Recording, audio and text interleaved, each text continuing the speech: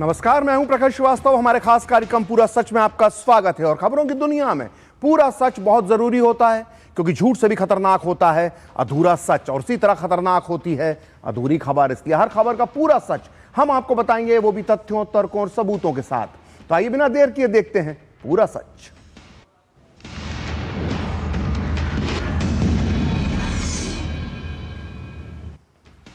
तो पश्चिम बंगाल में जो चुनाव होने वाले हैं, आज उस पर असली रंग चढ़ा है, क्योंकि इन चुनावों में हो गई है ओवैसी की एंट्री।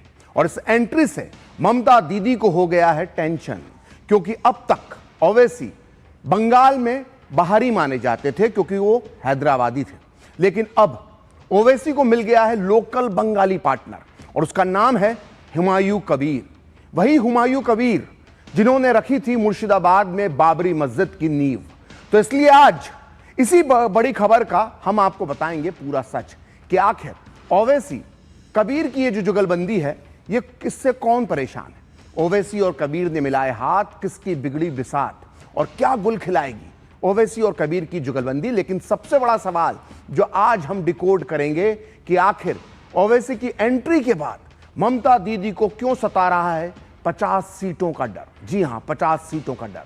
क्या है इन 50 सीटों का गणित, यहां ओवैसी से कैसे बिगड़ सकते हैं टीएमसी का खेल, जानने के लिए देखते हैं पूरा सच पूरे विस्तार के साथ। तो पश्चिम बंगाल की राजनीति में नया सियासी समीकरण उभर कर सामने आया है। ओवैसी की पार्टी एआईएमआईएम की पश्चिम बंगाल के चुनाव में एंट्री ने इस चुनावी मुकाबले को बहुत बहुत दिलचस्प बना दिया है। एआईएमआईएम हुमायूं कबीर की आम जनता उन्नयन पार्टी के साथ मिलकर विधानसभा चुनाव लड़ने जा रही है। माना जा रहा है कि ममता बनर्जी के नेतृत्व वाली टीएमसी और मुख्य विपक्षी दल बीजेपी के बीच होने वाले इस मुकाबले में ओवैसी कबीर का गठबंधन मुस्लिम बाहुल्य सीटों पर खेल बिगाड़ सकता है। ओवैसी ने आज कोलकाता में हुमायूं कबीर के साथ साझा प्रेस कॉन्फ्रेंस में गठबंधन की रूपरेखा पेश की।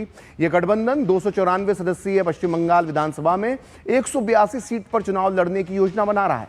इनमें 8 सीटों पर एआईएमआईएम चुनाव लड़ेगी। और ओवैसी ने हुमायूं कबीर की पार्टी के साथ गठबंधन का ऐलान करते हुए ममता बनर्जी को निशाने पर लिया।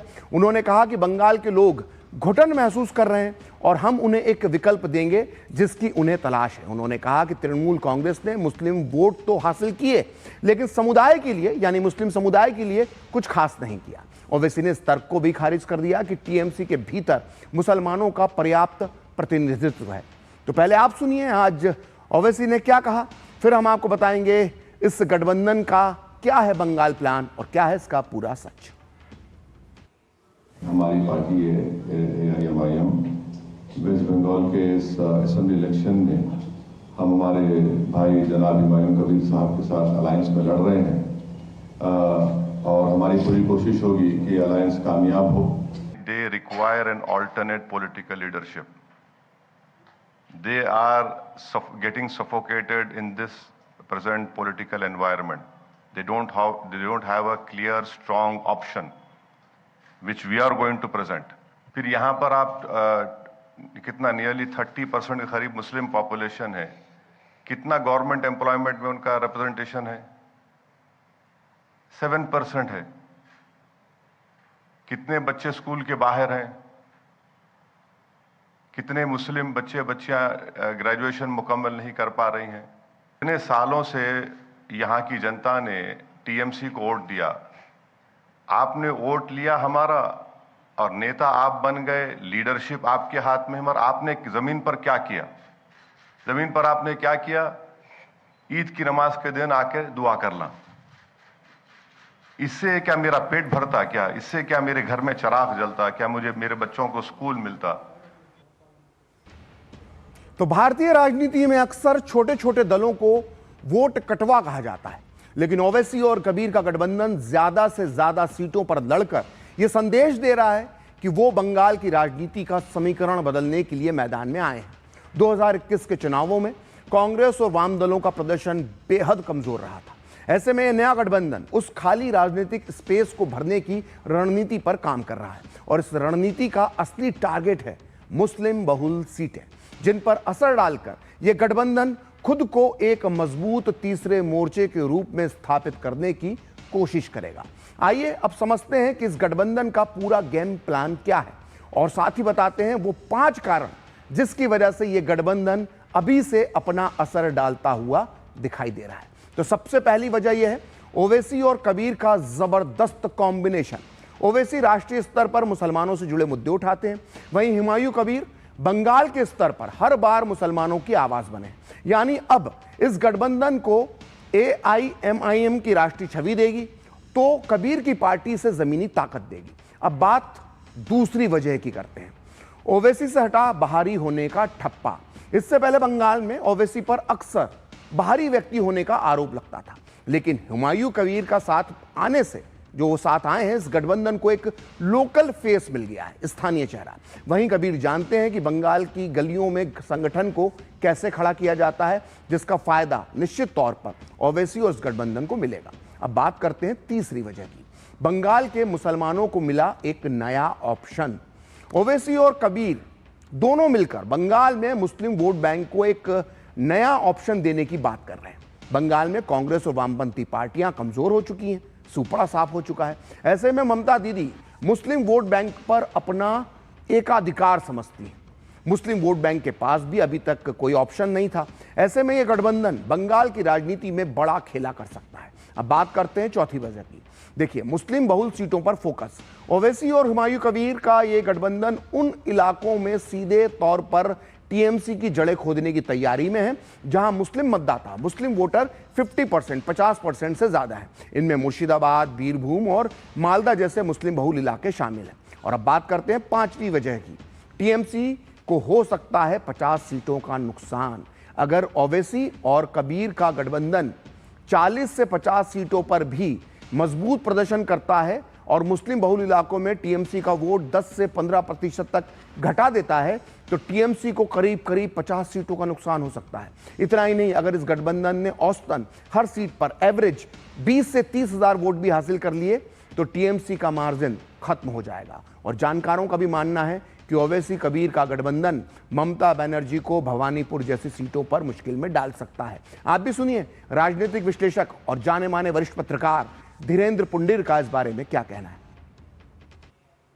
देखिए, मुस्लिम बाहुल्य सीटों पर इसका इतना बड़ा असर नहीं पड़ेगा क्योंकि लगभग ज्यादातर सीटों पर जो जीतना है टीएमसी को जीतना है, और अगर हारना भी है और दूसरी पार्टी कोई जीतेगी तो मान लीजिए हम AIMIM और हुमायूं कबीर की पार्टी के गठबंधन को देखते हैं, तो वहां वो तभी हो सकता है जब वो जिता दें, और जीत के भी वो कहाँ जाना, उनको टीएमसी में जाना है। तो लिहाजा इस बात का बहुत अर्थमान नहीं बैठेगा। ये सवाल कहां फंसता है, क्यों ममता बनर्जी के लिए परेशानी खड़ी हो सकती है, ये ऐसी सीटों पर परेशानी खड़ी होगी अगर आप भवानीपुर जैसी सीट देखें जहां लगभग 20% मुस्लिम है, या ऐसी कई सारी सीटें आप देख सकते हैं जिन पर मुस्लिम संख्या 20 से 25% तक है। वहां अगर ऐसा होता है कि ये उम्मीदवार इन दोनों का 5 से 10 हजार वोट खींच पाता है, उम्मीदवार की अपनी पकड़ उस इलाके में चूंकि स्थानीय उम्मीदवार को देना है, प्लस जो ओवैसी भाई की अपनी जो है ताकत है कि जिस तरह से उनको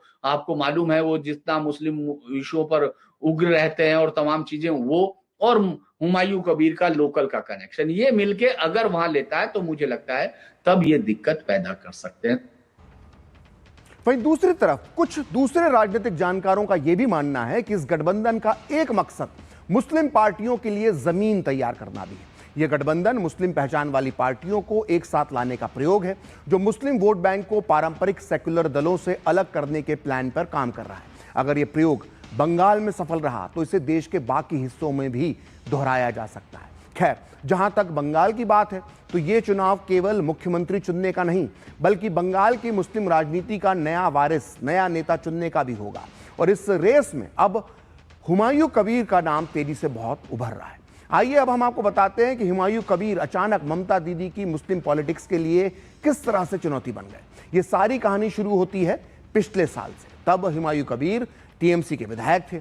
उन्होंने तब 6 दिसंबर 2025 को मुर्शिदाबाद जो उनका इलाका है वहां पर बाबरी मस्जिद की नींव रखने का ऐलान किया, जिसके बाद बीजेपी ने टीएमसी को निशाने पर ले लिया और शुरू किया। जब निशाना साधना शुरू किया बीजेपी ने तो ममता बनर्जी ने संभावित नुकसान का आकलन करते हुए हुमायूं कबीर को पार्टी से ही सस्पेंड कर दिया और पार्टी से निकाले जाते ही कबीर का गुस्सा भड़क गया और उन्होंने नई पार्टी आम जनता उन्नयन पार्टी का गठन कर दिया। इसके बाद अपने वादे के मुताबिक हुमायूं कबीर ने 6 दिसंबर 2025 को मुर्शिदाबाद में बाबरी मस्जिद की नींव रखी। हुमायूं की इस मुहिम को न केवल बंगाल बल्कि देश भर के कई मुसलमानों का समर्थन प्राप्त हुआ।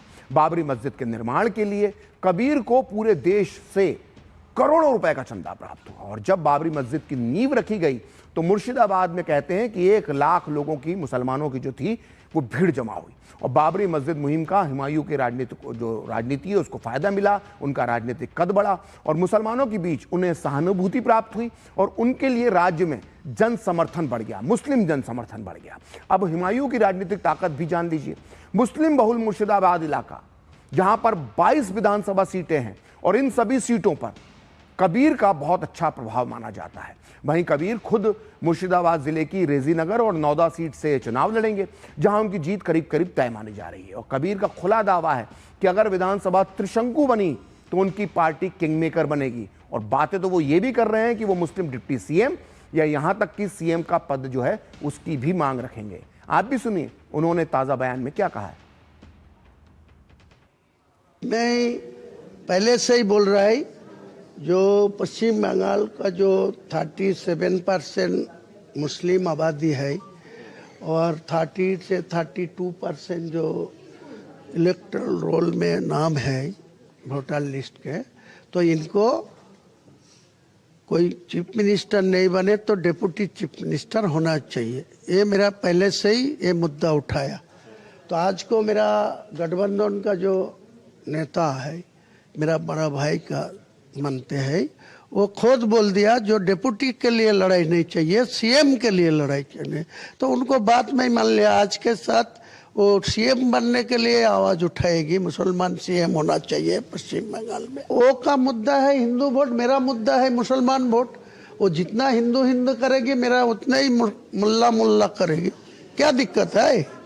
ले लीजिए ना, उनका बंटवारा कर लीजिए। ममता बनर्जी हिंदू वोट बंटवारा कर लीजिए, मैं ही मुसलमान वोट 100 से 80% मेरा पास ले लूंगी, तो आसानी से वो सॉल्व हो जाएगी। तो 2026 का बंगाल चुनाव सिर्फ सत्ता का नहीं बल्कि मुस्लिम वोट बैंक की नई दिशा को भी तय करेगा। यह नया अध्याय भारतीय लोकतंत्र को और दिलचस्प बना देगा। ये सारे घटनाक्रम भारतीय राजनीति में एक बड़े बदलाव का संकेत हो सकते हैं। मुस्लिम मतदाता अब टीएमसी, कांग्रेस, समाजवादी पार्टी और आरजेडी जैसे दलों की छाया में नहीं रहना चाहते।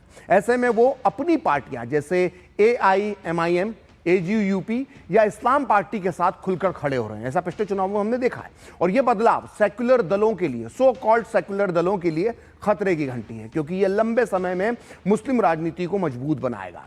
इसका ट्रेलर हम महाराष्ट्र के निकाय चुनावों में देख चुके हैं और अब अगला शो पश्चिम बंगाल में दिखाई दे सकता है। वहीं इस बात में कोई शक नहीं बचा है कि ओवैसी अब इन छोटे छोटे मुस्लिम दलों की इस राजनीति के नंबर 1 खिलाड़ी बन चुके हैं। वो जहां जाते हैं अपना असर छोड़ते हैं।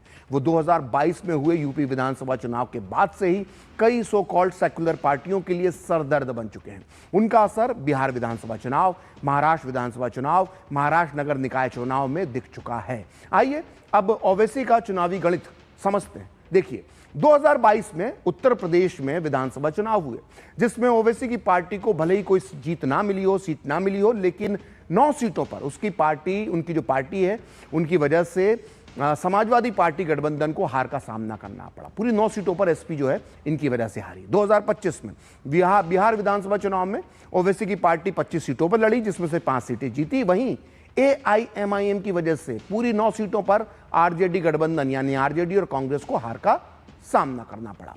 और अब बात करते हैं महाराष्ट्र निकाय चुनाव की, जहां AIMIM ने 13 नगर निगमों में 125 वार्ड्स में जीत हासिल की, जो पिछली बार की तुलना में डबल है। कई नगर निकाय चुनाव में महाराष्ट्र में AIMIM ने तो SP, NCP, MNS जैसी स्थापित पार्टियों को भी पीछे छोड़ दिया। वहीं महाराष्ट्र विधानसभा चुनाव में AIMIM ने 16 सीटों पर चुनाव लड़ा, 1 सीट पर वो चुनाव जीती, 5 सीटों पर दूसरे नंबर पर रही और 3 सीटों पर तीसरे स्थान पर रही। यानी ओवैसी अब सेक्युलर पार्टियों के लिए खतरे की घंटी बन चुके हैं। यही वजह है कि ममता बनर्जी उन्हें बीजेपी की बी टीम बताने पर तुली है, लेकिन ओवैसी हमेशा से इससे इनकार करते हैं और अब तो वो ममता बनर्जी पर ही सवाल उठा रहे हैं। आप भी सुनिए आज उन्होंने क्या कहा। भाजपा के 3 एमएलए कब जीते थे? 2016 में ना। अब 77 मैं जिताया। हाँ, मैं जिताया। कितने एमपी थे भाजपा के, अब कितने एमपी? मैं जिताया। इतना तो पावरफुल तो नहीं बन गया कि नहीं, इतना तो पावरफुल तो नहीं बन गया ना मैं। बीजेपी ग्रो आपके सामने हो रही है। ये पॉलिटिक्स ऑफ अपॉर्चुनिज्म है और ये एलिटिस्ट अपर क्लास मेंटालिटी है कि हम राज करेंगे, आप गुलामी करना। वो नहीं होने वाला है। अब ओवैसी चाहे टीएमसी को जो भी आईना दिखाएं, लेकिन टीएमसी नेताओं का तो यही मानना है, यही कहना है कि ओवैसी बंगाल में चुनाव लड़कर सिर्फ और सिर्फ बीजेपी की मदद कर रहे हैं। उसमें कुछ नहीं है, वैसे आएगा नहीं आएगा, बीजेपी का दलाल है। It is a bad development. This will be isolating the Muslim masses. It's not a good thing. Asauddin Owaisi's outfit is actually helping BJP, but it will have no impact. तो TMC के नेता भले ही बेफिक्र दिखने की बात कर रहे हो, लेकिन वो जानते हैं कि ओवैसी और कबीर की जुगलबंदी कुछ ना कुछ तो नुकसान जरूर पहुंचाएगी। और इसका सबसे बड़ा कारण है मुस्लिम वोट बैंक, जिस पर ममता बनर्जी की जो आधी से ज्यादा राजनीति है इसी मुस्लिम वोट बैंक पर टिकी हुई है। यही वजह है कि मुस्लिम तुष्टीकरण की राजनीति को लेकर पूरे देश में ममता बनर्जी का नाम सबसे आगे आता है। उनका मुस्लिम प्रेम किसी से भी नहीं छुपा है। आइए अब कुछ आंकड़ों के जरिए ममता बनर्जी और उनके मुस्लिम वोट बैंक का पूरा सच जानते हैं। 2011 की जनगणना के मुताबिक पश्चिम बंगाल में की जो कुल आबादी है उसमें से 27% मुसलमान है। यह आबादी आज की तारीख में 30% के ऊपर कहीं ना कहीं पहुंच चुकी है। 2025 में एक अनुमान के मुताबिक राज्य में मुस्लिम आबादी की संख्या 30% हो चुकी है, जैसा कि हम आपको बता रहे हैं। पश्चिम बंगाल के कुल 294 विधानसभा क्षेत्रों में से 120 से 140 सीटें ऐसी हैं जहां पर मुस्लिम मतदाता जो है वो हार और जीत में महत्वपूर्ण भूमिका निभाता है। इनमें से 46 विधानसभा सीटें, 46 विधानसभा सीटें तो ऐसी हैं जहां पर मुस्लिम वोटर की संख्या 50% से भी ज्यादा है। वहीं 16 से 20 सीटें ऐसी हैं जहां पर मुसलमानों की आबादी 40% से ज्यादा है, जबकि 30 से 35 सीटों पर मुस्लिम आबादी 30% से ज्यादा है और 50 सीटों पर मुस्लिम 25% से अधिक है। यानी तकरीबन पिछले विधानसभा चुनाव परिणाम ने बताया कि तकरीबन करीब 100 से 120 सीटें टीएमसी के मजबूत गढ़ बनाए रखने में यहां पर कामयाबी पाई थी, क्योंकि ये मुस्लिम बहुल इलाका है। और लोक नीति सीएसडीएस के एक रिसर्च के मुताबिक जो चुनाव के बाद होता है उसमें 2021 के विधानसभा चुनाव में करीब 75% मुस्लिम मतदाताओं ने ममता बनर्जी की टीएमसी के पक्ष में मतदान किया था। और टीएमसी ने इन 85 जो मुस्लिम बहुल सीटें हैं इनमें से 75 पर जीत हासिल की थी। तो यह है मुस्लिम गणित, जो वोट बैंक का गणित है पश्चिम बंगाल में, वो हमने आपको बताया। पूरा सच में वक्त एक ब्रेक का, और ब्रेक के बाद बताएंगे कि महान स्वतंत्रता सेनानी और भारतीय पत्रकारिता के पुरोधा गणेश शंकर विद्यार्थी के बलिदान का क्या है पूरा सच।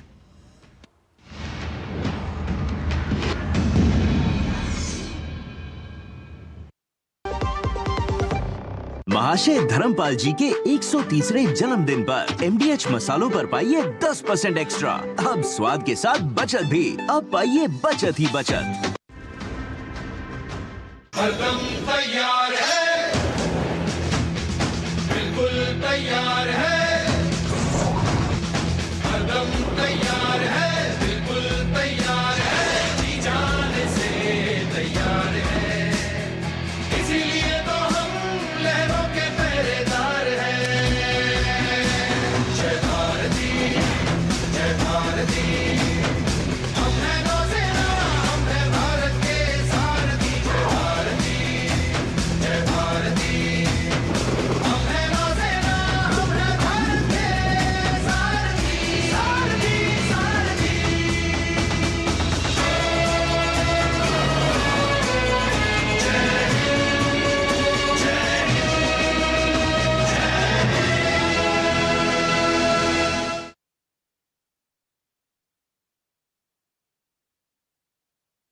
इच्छाओं की कोई उम्र नहीं होती, आज हो या कल आंखों में हरदम चमकती, कल भी रहे आज के ठाट, ना हो टेंशन रिटायरमेंट के बाद, हाँ करनी है तैयारी एनपीएस जरूरी है,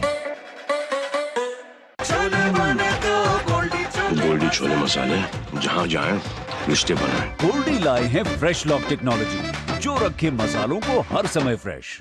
जब धरती चीर कर निकलता है लोहे का पत्थर और मिलता है मोंगिया के जोश से, फिर तपता है, पिघलता है और बनता है फौलाद।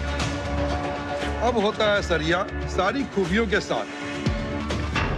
मोंगिया स्टील, मजबूत देश का मजबूत सरिया।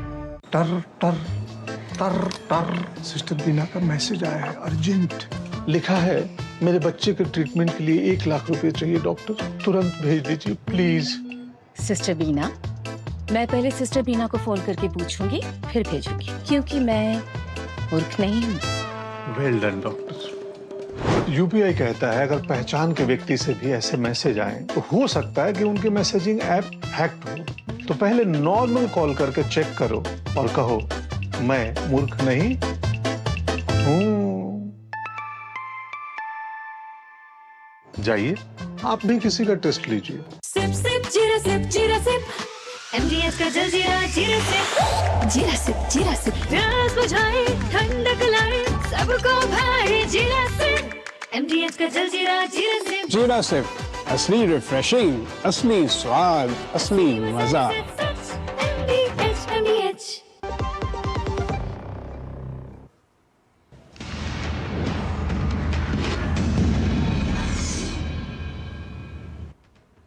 तो ब्रेक के बाद पूरा सच में आपका एक बार फिर से स्वागत है। आज महान स्वतंत्रता सेनानी और भारतीय पत्रकारिता के पुरोधा गणेश शंकर विद्यार्थी की पुण्यतिथि है। आज के दिन 25 मार्च 1931 के दिन गणेश शंकर विद्यार्थी की उस समय हत्या कर दी गई थी जब वो शहर में हो रहे हिंदू मुस्लिम दंगों को रोकने की कोशिश कर रहे थे। वैसे गणेश शंकर विद्यार्थी किसी परिचय के मोहताज नहीं है। उन्होंने 1910 के दशक में कानपुर में अपने प्रसिद्ध क्रांतिकारी साप्ताहिक प्रताप की स्थापना की थी। उन्होंने अपने अखबार के माध्यम से भारत की आज़ादी के आंदोलन की मशाल जलाई, जिसकी वजह से उन्हें कई बार जुर्माना भरना पड़ा, मुकदमों का सामना करना पड़ा और यहां तक कि जेल भी जाना पड़ा। गणेश शंकर विद्यार्थी पहली बार 1916 में लखनऊ में गांधी जी से मिले और पूरे मन से राष्ट्रीय जन आंदोलन में जुड़ गए। उसके अलावा उनके भगत सिंह और चंद्रशेखर आजाद जैसे महान क्रांतिकारियों से भी संपर्क थे। 1929 में वो यूपी कांग्रेस कमेटी के अध्यक्ष चुने गए थे। आइए अब हम आपको बताते हैं कि गणेश शंकर विद्यार्थी का बलिदान किस तरह से हुआ था। वो 1931 का साल था और इसी साल 23 मार्च को क्रांतिकारी भगत सिंह, सुखदेव और राजगुरु को फांसी पर चढ़ा दिया गया था। इस घटना से पूरे देश में उबाल आ गया था। खासकर कांग्रेस के गर्म दल के युवा कार्यकर्ताओं के अंदर अंग्रेज सरकार के खिलाफ भयंकर गुस्सा था। उन्होंने पूरे देश में फांसी के अगले दिन यानी 24 मार्च 1931 को हड़ताल का ऐलान किया था। ऐसी एक हड़ताल का आयोजन कानपुर में भी किया गया था। उस दिन कानपुर में भगत सिंह की शहादत के सम्मान में हिंदुओं ने तो अपनी दुकानें बंद कर दी, लेकिन कुछ मुसलमानों ने अपनी दुकानें बंद नहीं की। कांग्रेस के जब कुछ कार्यकर्ता, युवा कार्यकर्ता मुस्लिम इलाकों में मुसलमान दुकानदारों को समझाने के लिए गए तो उन पर पत्थर, लाठियों और चाकुओं से हमला किया गया और देखते ही देखते पूरा कानपुर शहर सांप्रदायिकता की आग में जलने लगा। कानपुर में हो रहे इस भयावह दंगों को रोकने के लिए तत्काल गणेश शंकर विद्यार्थी आगे आ गए। उन्होंने कई मुस्लिम महिलाओं और बच्चों की जान बचाई, लेकिन जब उन्हें खबर मिली कि शहर के मेस्टन रोड पर बनी मस्जिद के पास चौबे गोला में कुछ हिंदू युवा फंसे हुए हैं तो वो उन्हें बचाने के लिए वहां पहुंचे, जहां दंगाइयों की भीड़ ने उन्हें मौत के घाट उतार दिया। उस दिन कानपुर में क्या हुआ था, किस तरह से गणेश शंकर विद्यार्थी की हत्या की गई थी, इसका पूरा वर्णन पूरे विस्तार के साथ क्रांतिकारी यशपाल ने अपनी पुस्तक सिंहावलोकन में किया है। क्रांतिकारी यशपाल भगत सिंह और चंद्रशेखर आजाद के बेहद करीबी साथी थे। वो इन दोनों कानपुर में ही थे। क्रांतिकारी यशपाल अपनी किताब सिंहावलोकन के पेज नंबर 403 पर लिखते हैं कि उस समय तक ज्यादातर मुसलमानों में यह गहरी धारणा बन चुकी थी कि कांग्रेस हिंदू राज स्थापित करना चाहती है। मुस्लिम लीग के समर्थक और सांप्रदायिक मुसलमान कांग्रेस से मुकाबला करने के लिए अंग्रेजों से मदद पाकर देशभक्ति को ठुकराने में ही संतोष पाते थे। और इसके बाद पूरा वर्णन जो है उन्होंने किया है कि किस तरह से इसके बाद यशपाल ने बताया कि किस तरह से जो है वो अपनी पुस्तक में आगे लिखते हैं कि क्रांतिकारी शहीदों के शोक में हड़ताल कराने के लिए कानपुर में कांग्रेस प्रमुख रूप से भाग ले रही थी और पुलिस के भड़काने पर मुसलमान कांग्रेस का विरोध करने के लिए हड़ताल में मदद करने के खिलाफ थे और ऐसा व्यवहार मुसलमानों का ब्रिटिश सरकार की कृपा पात्र बनने का भी सरल उपाय था। वहीं आम जनता अपने शहीदों का ऐसा अपमान नहीं सह सकती थी, लिहाजा कानपुर में हिंदू मुस्लिम दंगा हो गया और गणेश शंकर विद्यार्थी हिंदू बस्ती में फंसे मुसलमानों की रक्षा के लिए गए थे। वहां कुछ सांप्रदायिकता में अंधे मुसलमानों ने ही उन्हें चाकू भोंक कर शहीद कर दिया। तो उनकी हत्या के बाद ऐसा बताते हैं कि 2 दिन तक उनका शव है उसके बारे में पता नहीं पड़ा था और 2 दिन बाद उनका शव एक बोरे में बंद मिला था एक अस्पताल में। उनके हाथ काट दिए गए तो पूरा शव शक्त विशक्त कर दिया गया था। तो ये थी कहानी गणेश शंकर विद्यार्थी के बलिदान की। तो पूरा सच में वक्त है ब्रेक का, ब्रेक के बाद भी खबरों का सिलसिला जारी रहेगा।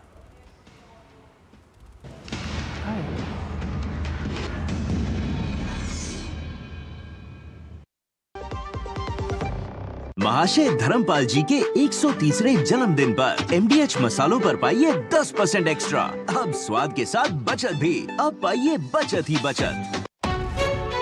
विभाग अनेक, कंप्लेंट बॉक्स 1।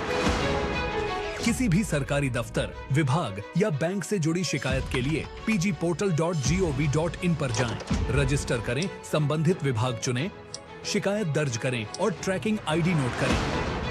एसएमएस या ईमेल पर एक्नॉलेजमेंट पाएं और शिकायत का जवाब सीधे मंत्रालय से प्राप्त करें। अब तक 1 करोड़ 12 लाख से अधिक भारतीयों ने भरोसा जताया। सीपी ग्राम्स, आपकी हर शिकायत का हल। अभी शिकायत दर्ज करें pgportal.gov.in। हर जीत की शुरुआत होती है छोटे छोटे कदमों से और हर छोटी तैयारी बदल सकती है पूरा नतीजा। क्योंकि मैदान हो या जिंदगी, छोटी से छोटी तैयारी ही देती है प्रोटेक्शन और प्रोटेक्शन ही देता है भरोसा। जैसे LIC की बीमा लक्ष्मी, एक खास प्लान सिर्फ महिलाओं के लिए, जहां छोटी बचत दे बड़ी सुरक्षा, ताकि जिंदगी के हर मैदान में आप रहे हर पल के लिए रेडी। LIC बीमा लक्ष्मी, रखे हर पल के लिए रेडी। टर टर टर टर सिस्टर बीना का मैसेज आया है, अर्जेंट। लिखा है, मेरे बच्चे के ट्रीटमेंट के लिए 1 लाख रुपए चाहिए डॉक्टर, तुरंत भेज दीजिए प्लीज। सिस्टर बीना, मैं पहले सिस्टर बीना को फोन करके पूछूंगी फिर भेजूंगी, क्योंकि मैं मूर्ख नहीं हूँ। Well done doctor. यूपीआई कहता है अगर पहचान के व्यक्ति से भी ऐसे मैसेज आए तो हो सकता है कि उनके मैसेजिंग ऐप हैक्ड हो। तो पहले नॉर्मल कॉल करके चेक करो और कहो मैं मूर्ख नहीं हूँ। जाइए आप भी किसी का टेस्ट लीजिए। गोल्डी छोले मसाले, जहाँ जाएं रिश्ते बनाएं। गोल्डी लाए हैं फ्रेश लॉक टेक्नोलॉजी, जो रखे मसालों को हर समय फ्रेश।